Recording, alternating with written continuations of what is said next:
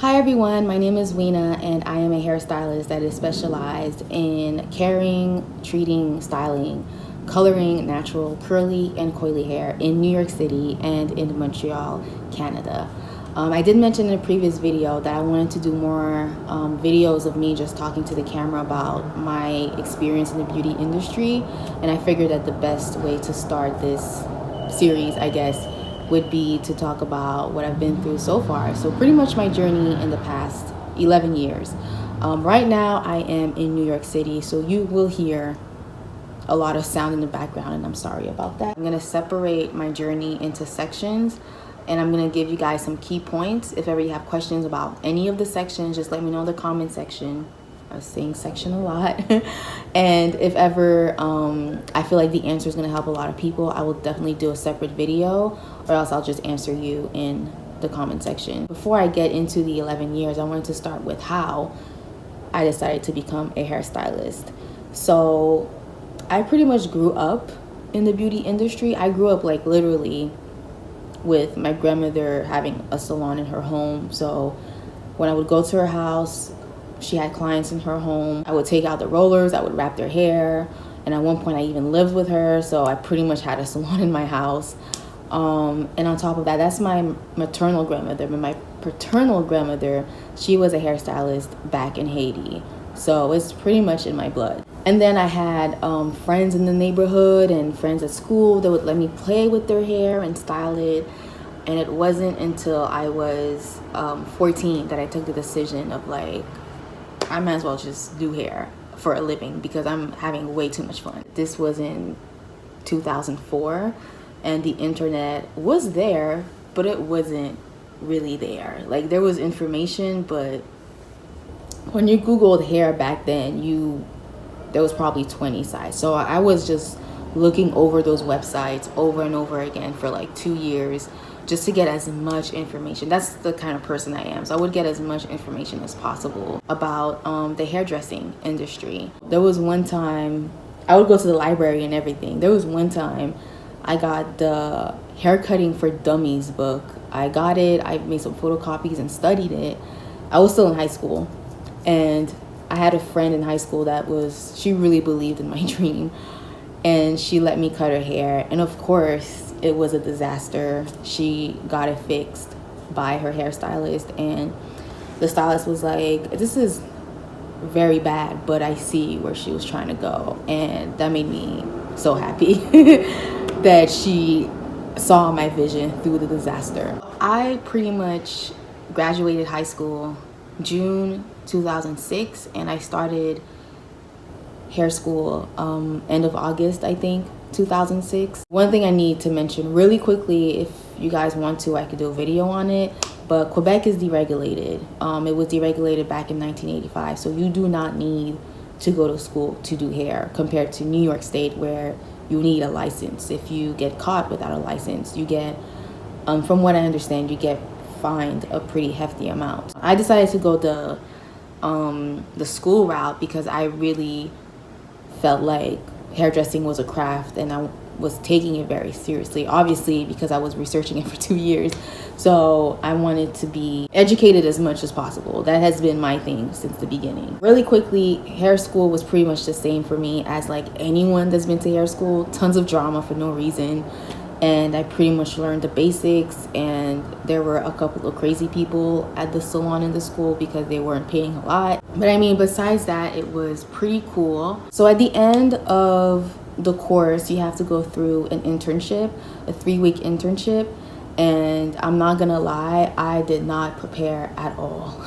Like, I thought it was gonna be so easy to find a salon to do the internship, and it was not easy. I did this way too last minute, and I ended up being in a salon that, it wasn't bad, it was just the services they were providing, I was not interested in them at all. And till this day, they were doing things that I still don't do. It was a pretty long 3-week, and once the internship was done, I was like, oh my gosh, like, what am I gonna do?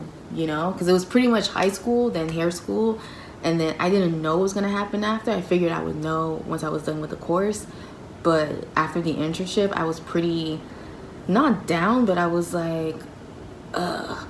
This is the best way I could describe how I was feeling. It was just like, ugh. I didn't want to work with my grandmother because she was doing relaxed hair. She wasn't doing things that I wanted to do. And another thing I have to note is that while I was finishing hair school, I also became natural. So I pretty much did the big chop. So after the internship, we had to go back to school for like a week or so just to finish exams and take clients. And I had a friend in my class who had gone in a chain salon to work, well, to do her internship. And she was going on and on about how much fun she had and how she was, at the internship, the manager there, she was like making a lot of money. She was taking taxi to go to work every single day. And she was just going on. And I was like, okay, so that gave me hope. And she was like, yeah, and they hired me as a manager, because she had managerial experience, and she was older than me. She was like 5 years older than me. And I was like, what? It's amazing. Oh my gosh. And she's like, yeah. And they asked me if I knew someone because they need another stylist at a salon. And I told them you. And I was like, okay. So I went for the interview. I had the training. It was like a 2-day training. And then I started working as a junior stylist, pretty much. So this is important to note that I have never been an assistant in the beginning of my career. So this is definitely something I could talk about in another video, but it's not something that I recommend for everyone. And honestly, I wouldn't be where I'm at today if it wasn't for who I was around at the beginning of my career, because I was around people that also had never assisted. So that helped a lot. But I know there are other salons, if I would have never assisted, I would have just came in like I do hair, it wouldn't have worked. I finished school like last week of June 07, and I started working the first week of July 07 as a hairstylist. It was a really fun salon. I really enjoyed myself working there, but of course it was a chain salon. Just a little bit of background of that salon. So it was a chain salon. I would compare it to like a JCPenney or an Ulta salon. They had like 20 plus salons in the whole province of Quebec, and you were paid minimum salary. There was like a bit of commission, but you had 10% commission on products. The salon where I was at was, from my understanding, it was the worst. It was the worst of the company because the location was really bad. It was in the mall, and it's just like people never noticed there was a salon there. So yeah, and plus we had competition, but our competition was literally the salon from the same company, but that was our competition. One thing that I started noticing over time, especially from the one that was really excited about working there, was that we started noticing how there wasn't really any money in it, because there was one stylist that had been there for 10 years and she was still being paid minimum salary. So we're like, wow, so is that what's gonna happen in 10 years? We're still gonna be paid minimum salary? She was like, this industry sucks, you don't make a lot of money, because she was very like money, money, money. Another thing that I have to mention is that we're talking 2008, 2009. And at the time, there was no, like, social media was there, but people didn't really talk about their jobs. And in terms of like the hairdressing industry back then in Montreal, Canada, when it came to like inspiration, you only got it from magazines that you would get at the salon. And that was just like articles about products, or like the best looking salon of Canada of the month. You would get it from your competition. So other salons in your area, you would get it from your coworkers, but if they were seeing the same thing, then you couldn't really rely on them for inspiration. And you would also get it from a hair show that we get. Back then, it was only one hair show, or like two maybe, and those hair shows weren't even that good, honestly. I just felt like I was just working, going home, and then looking forward to the weekend, which is not what I thought it was gonna be like. I didn't know what to expect, but I didn't expect it to be like that for some reason. That's when I started thinking, okay, well, maybe I should just get into my plan B. My plan B was to be an accountant. So I decided to get my certificate in accounting just to see if I liked it. I was able to work because I would literally get the homework in class and do it really quickly, and I I barely had homework, honestly, because it was just so natural for me. I finished a course. I had an internship. They hired me at the internship. So once I started working there, I left the chain salon. I pretty much didn't do hair for 6-7 months. I started working at that place in like October, I think, October 2010. By December 2010, I was like, oh no, I made a mistake. This is not it.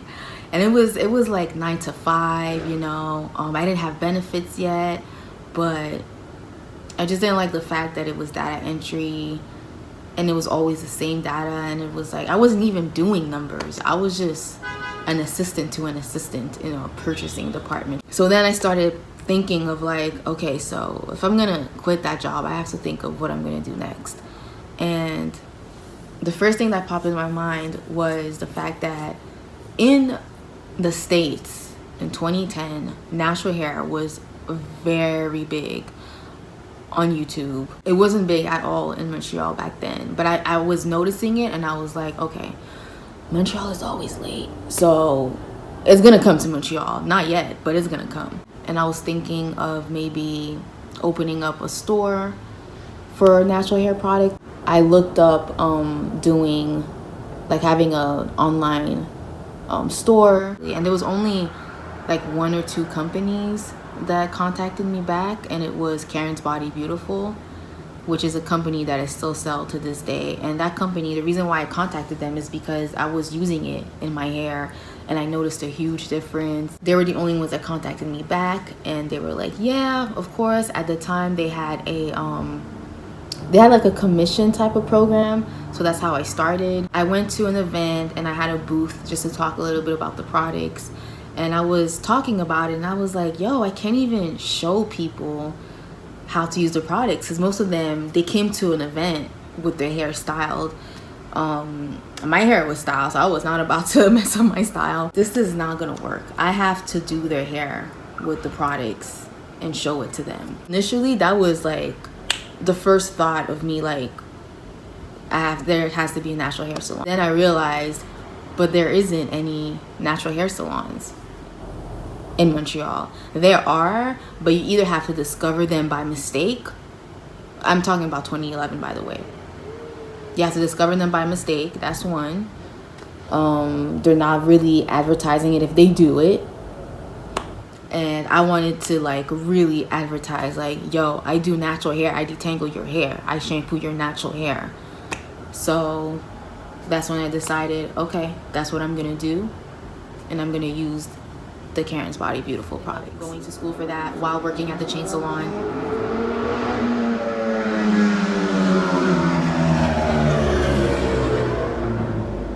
Same time, and then